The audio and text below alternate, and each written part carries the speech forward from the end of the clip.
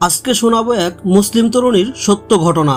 আজ মেয়েটির বিয়ে, মহা ধুমধামে চলছে বিয়ের আয়োজন, চারদিকে উৎসব। মাগরিবের পর তাকে মেকআপ করা হলো, সুন্দর বিয়ের পোশাক পরানো হলো।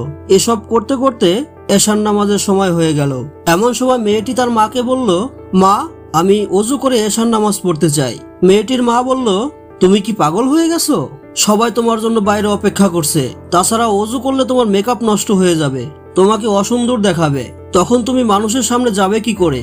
তখন মেয়েটি তার মাকে বলল, মা, আমি মানুষের দৃষ্টিতে সুন্দর হতে চাই না। আমি চাই আমি যেন আমার আল্লাহর কাছে সুন্দর থাকি। এরপর মেয়েটি ওযু করা শুরু করলো। এতে তার সব মেকআপ ধুয়ে গেল, কিন্তু মেয়েটি এসবের কিছুই পরোয়া করলো না। তারপর যথারীতি সে নামাজ আদায় করা শুরু করে দিল।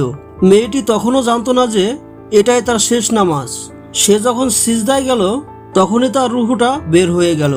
মেয়েটি চিরদিনের জন্য আল্লাহর মেহমান হয়ে গেল। আসলে প্রত্যেকটা মুসলমানের এমনই চিন্তা ভাবনা থাকা উচিত। সবার আগে নামাজকে প্রাধান্য দেওয়া উচিত। ভিডিওটি ভালো লাগলে অবশ্যই কমেন্ট করে জানাবেন।